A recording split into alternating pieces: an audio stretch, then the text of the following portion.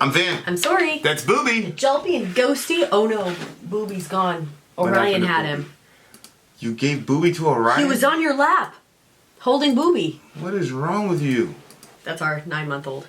All right, well, today we are doing a song called I Spit Ashes, or is that the band? Paint the Stars Golden. I Spit Ashes must be the band. Okay. Paint the Stars Golden. This is for My Insanity. Oh, the big homie. What's up, My Insanity? That's a friend of ours. Not actually, I'm not talking about my own insanity. Well. No. I kind of, well, look, after what happened in Iowa today, everybody's kind of naming themselves My Insanity at this point. Hey, we found Boo Boo. So here we go. I don't know if anybody's interested. Nobody's interested in this Iowa stuff. This is the metal world. We don't care. Yeah. We're listening to metal to escape from the craziness that is our life. I appreciate that. For timely topical political commentary, though, you can hit us up at Middle America with Vin and Sori. There's a spot for that. There's a spot for that. So yeah, we'll also be doing a State of the Union watch along, where everybody can suffer along with us. Well, by the time this comes out, it will have already happened, so you can go down and watch the rerun if you'd like. Correct. Welcome to our new patrons. We've had, some people jumping on, trying to join up in alliances and stuff. So welcome to you. Welcome to you. And we need to get back to publishing the updates, the workout updates, all that jazz. I totally agree. But you are stuck on... Right. It's my fault. You don't have a phone. No, I told you to send it to me and send it to me and send it to me. My phone won't do those. We're waiting for the everybody's waiting nice everybody's waiting with bated breath for the Super Saiyan Sword. I know. Video. So I'm very much interested in getting that up. So I'm gonna try to get that up tonight. Okay, let's listen to this song. This is I Spit Ashes, Paint the Star Golden. Ready? Let's go. Go. Stereo. Yeah. I think I'm gonna like this already.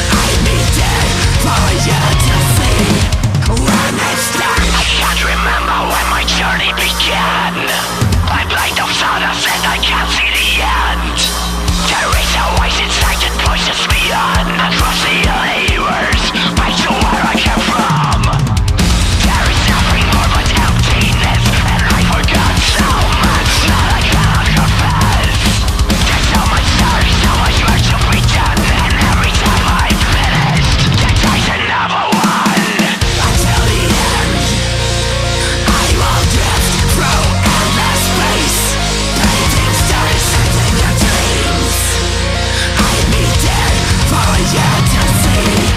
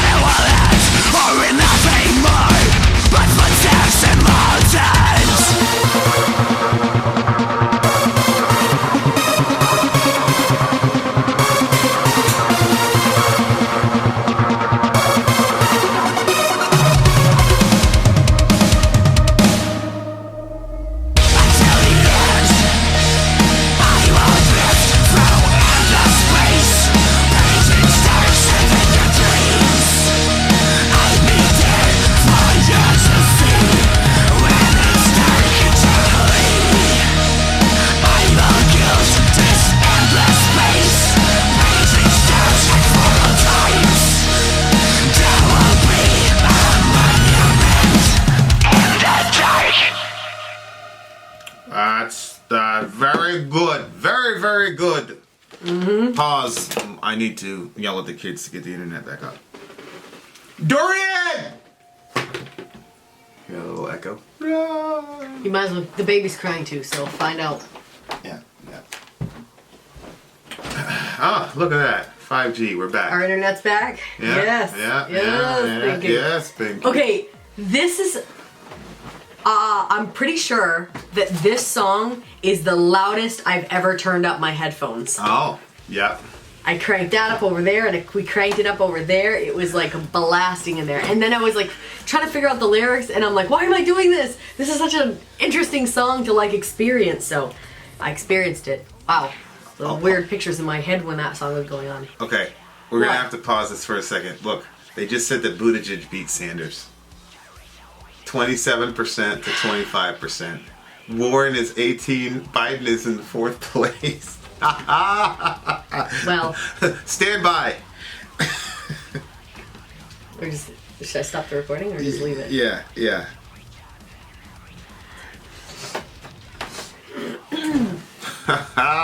Oh no, babe, stop looking at the political stuff. I'm losing my mind right now. I know. I'm completely flabbergasted. Okay, let's get back. So this is the first one that you turned it up all the way. I cranked it right up. Yeah, there is this band called Enter Shikiri that I love. Well, I can't say I love them. I've only listened to 3 of their songs, but they also combine the techno with the metal, and Yeah, it's really I'm good. really,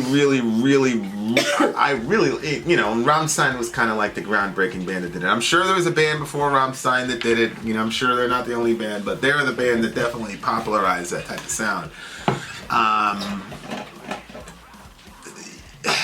Yeah. The when it first started, it sounded like our chill time. And then then there was some metal in there, and I was like, okay, this is new. I feel like I haven't really heard the mix of those two, and it never really occurred to me to actually mix metal with techno. What do you mean it never occurred to you? We've been reviewing Rammstein all over. Yeah, the but place. no, Rammstein is not, to me, that's not this. It's not. This what? is this is like atmospheric techno. Kind of trance. Yeah, trance mix. Yeah, that's not Rammstein to me at all.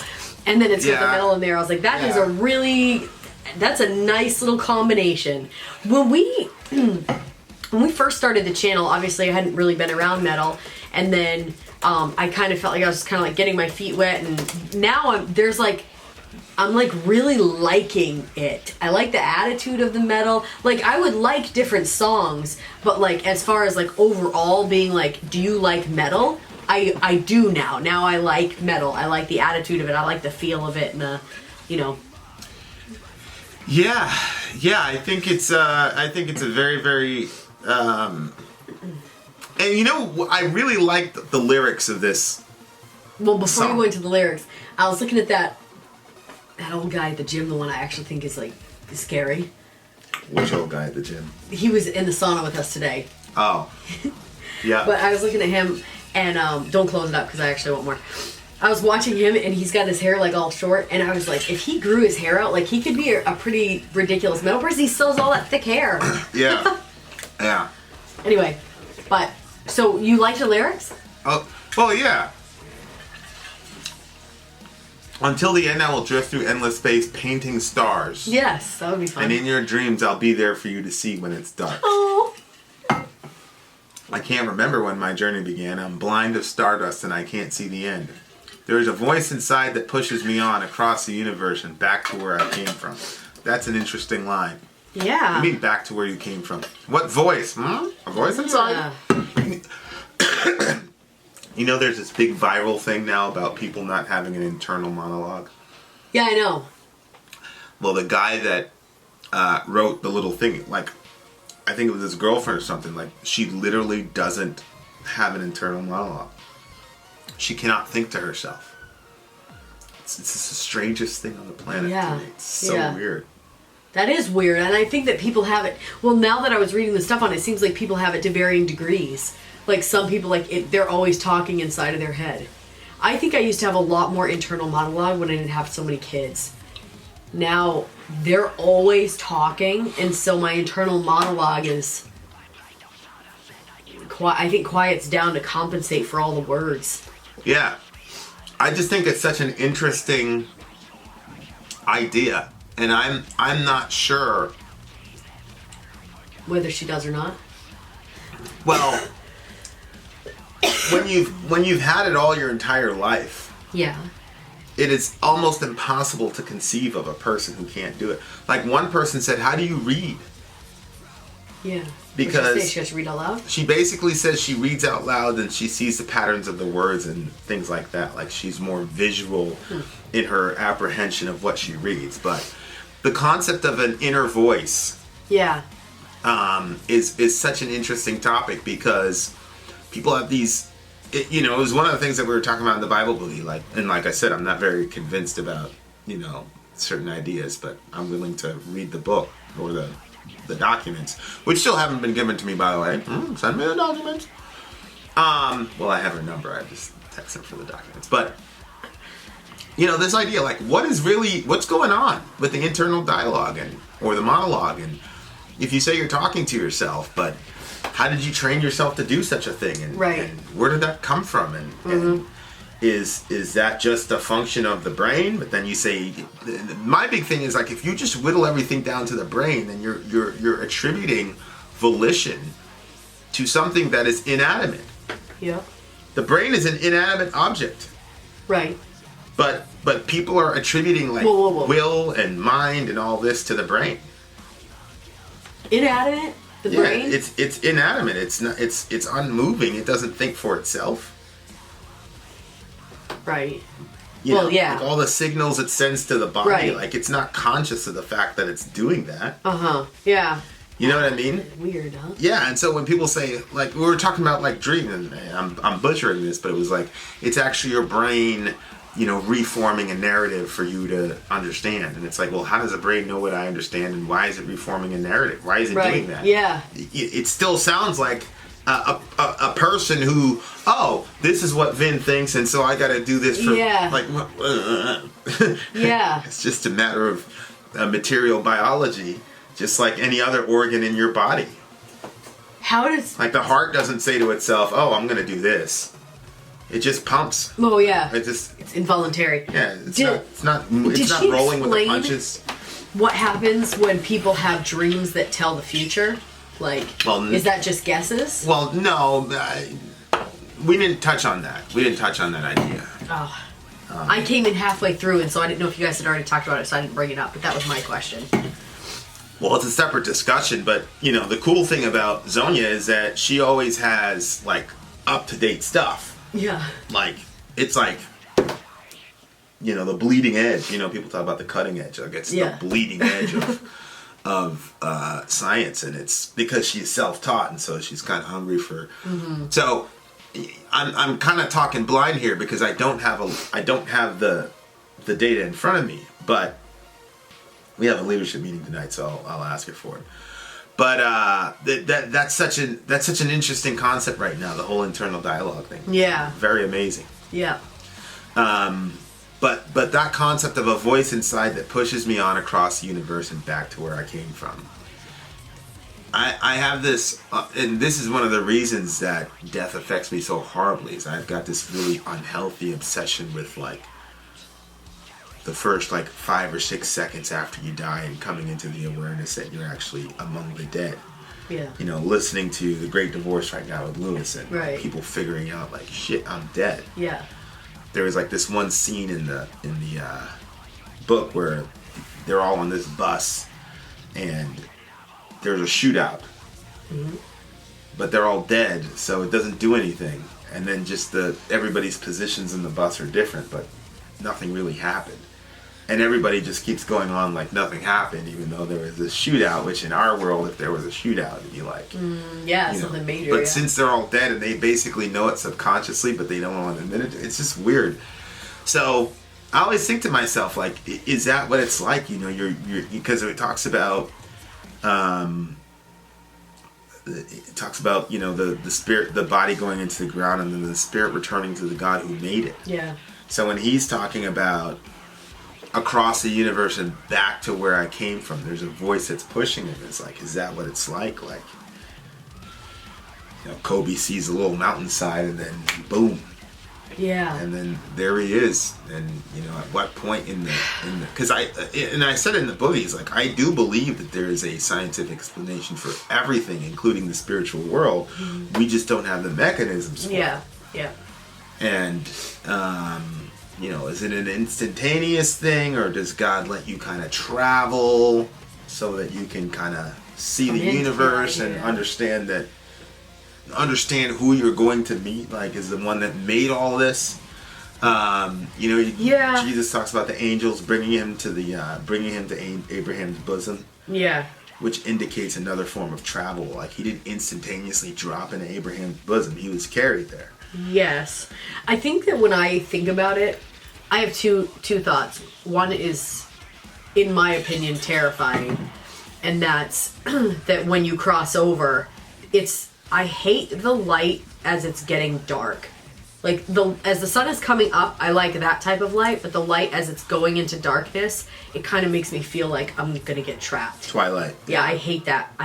So it's like that sort of light, and it's cold, and it's not just cold like temperature-wise, but just like this feeling of loneliness that you can't shake it off, and like everything, there's like lots of shadows and nothing is familiar and everything feels distant and it feels scary, but scary because you know nothing.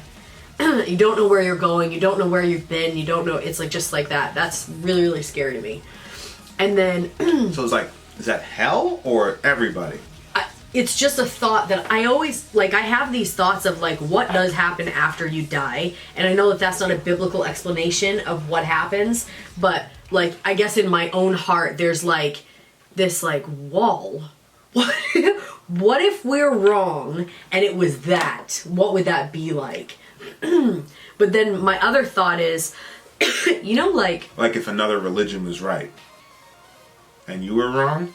This is really terrible, but I don't feel like that it's possible that another religion could be right. It would just be that there is no religion. Like, there's literally nothing. Like, the whole thing is a big, you know what I mean? Like, so you die and there's nothing. It's not nothing, because nothing is not scary to me. Well, how are you still conscious if... I never said that we were nothing. What you mean? What's carrying your consciousness? Right. You said that all religion is wrong, so does that mean there's no God, basically? I don't know what it would be. Some other... So all religion is wrong, but you're still somehow conscious after death, is what you're saying. Okay. But you're not going... You don't even know where you're going, and you don't know where you've been, and everything is just twilight and loneliness, you're just consciousness and shadows, and twilight. And it's fearful, because you have... You know what's interesting? No familiarity. In the Great Divorce... Hell is it's kind of weird. I mean, I know where he's going, but hell is not like fully hell yet. It's in a twilight season. Yeah. And then the next the next stage is like complete darkness. But the guy is so self-deceived that he's saying no, it's the pre-morning, so there's a sunrise coming.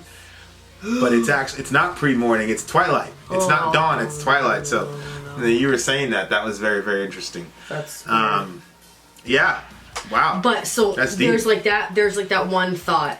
But then there's like, the feeling of familiarity is very like a good feeling. Like when we were at the gym and you came from another direction that I didn't expect you to come from. I thought you were going to come from over there. Yeah. And then you like popped out somewhere else. Yeah. And like the heart sees something before the brain does. Yeah. And so my heart got happy, and I and there was like this whoo that kind of like went out toward you, and then my brain was like, oh, it's Vin.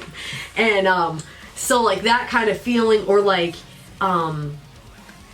being, if you're in an familiar area and it's a scary area, but you have somebody that you trust that's familiar and they're close to you, there's comfort in that.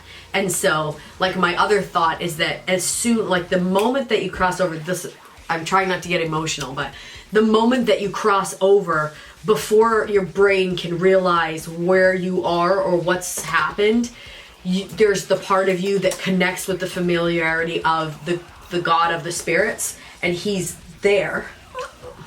And it's warm, not just temperature-wise, but, like, in in your spirit. It's warm, and there's that familiarity, and you know, like, you don't know where you're going because you've never been there, but you know the one that's bringing you, and so you know. And so then that fear and that, like, kind of like scariness is not there because you know where you came from, because in my mind we were with God before we were here. Right. So I'm like, there's that, when you cross over, you're like, I've been here before, so I know where I've been and I know where I'm going, and there's a familiarity and a warmth that encompasses the entire thing. Right. So it's not like this, like, this weirdness, like, it's just good from the moment that, you know. Well, yeah, it's the childbirth metaphor, you know, is kind of in that vein where it's like you're talking to your baby while he's in utero. Mm-hmm. And so he recognizes your voice. And when the terrifying moment of delivery happened, when the kid has no idea what's going on, but he hears his father's voice, and he goes, I don't know any of this stuff, but I do know that. Mm-hmm. And so that's going to be, that voice, that face is the person that's been talking to me for the last, 9 months. Yeah. So I'm going there. Mm-hmm. And then, of course, when I put Orion on you and you were talking to him, like, he was like, okay.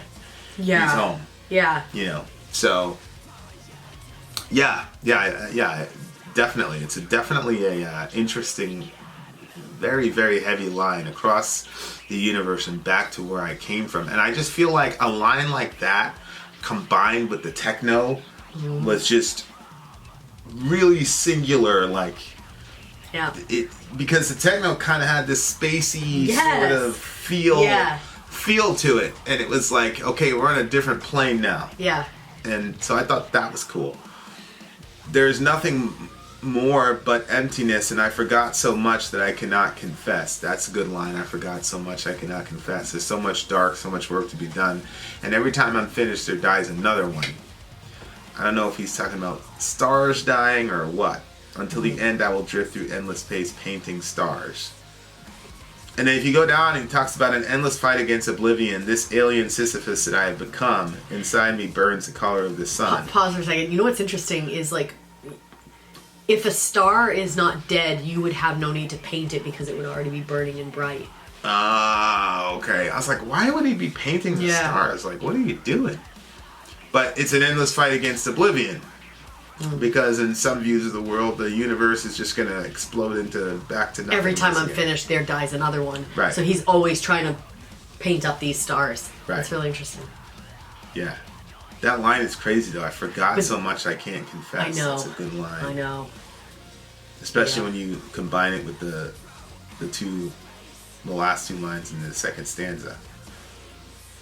There's a voice inside that pushes me on across back to where I came from. But he forgot where he came from. I know. But he knows he forgot where he came from.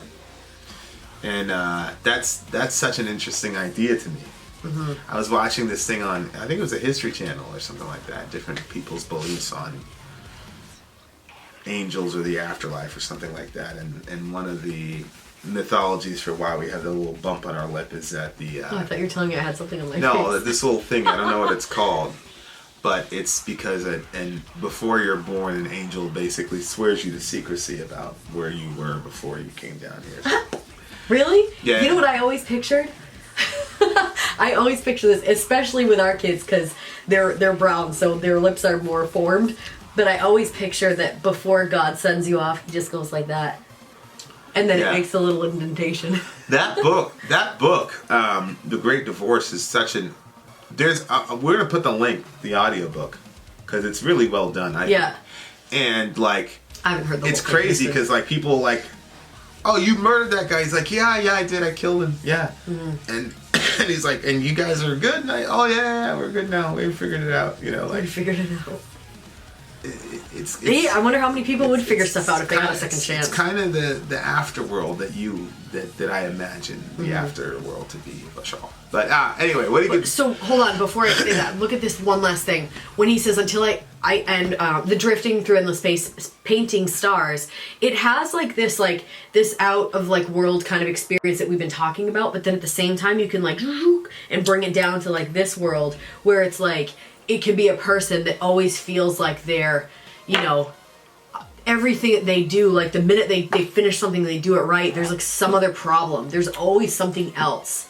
You know, they're trying to fix up maybe their life. Maybe it's somebody, you know, dealing with addiction and they're, you know, all right, I feel like I've overcome that, but then there's always something else. There's always, you know. Yeah, endless fight against oblivion, this alien Sisyphus that I've become. And that's kind of the idea. Sisyphus, you know, that one where you have to keep putting the rock up the hill, but then the rock falls down, you have to keep going, and he's like cursed to do that forever.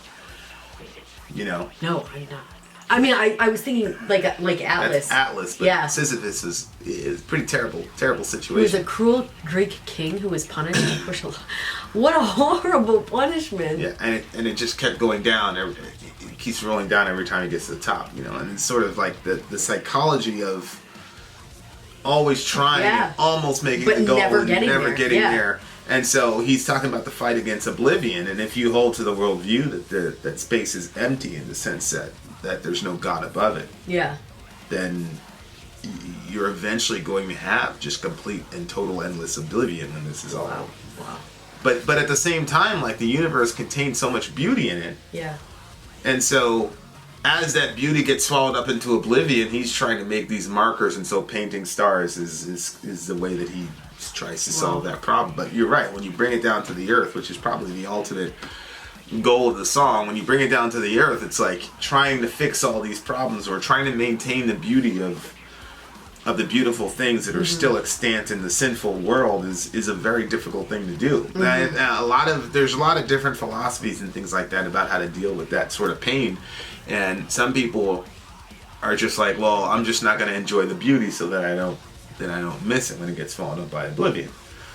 You know, and that's probably, if, you know, Peter and I need to have more discussion, but that's probably my critique of Buddhism. Oh, really? Like the nexus of suffering is desire, so the way that you solve that problem is to not have any desires. Which to me is self-stultifying, because that in itself is a desire. The desire to no longer have desires is a desire. Yeah. And it's not only that you don't want to have desire, but you don't want to have desire because you desire not to feel pain. So I think I need to kind of poke Peter a little bit and figure things out. Yeah. But I like this guy's solution. He's saying, no, I'm gonna enjoy them and paint the dead stars gold, and, you know, I'm not particularly sure that that's like the best answer, but I like it better than the other answer. What do you give the song? 9.9. You know, if they would have had some girl vocals in here, it would have been a 10. It would have pushed it to a 10. This is a girl vocally high, transcendent. You're right. You know, like that the girl. That would have been it. The woman that did Now We Are Free, that Gladiator. She was there. That's it. That'd be a class. That might have pushed it to an 11. That's exactly what I was thinking. Because this is one of those like dark room chill songs. Still could be a chill song if it had some girl vocals in it. So there you are. Very good pick, Maya and Sandy. I really appreciate it. Vin out. Sori out. Gone.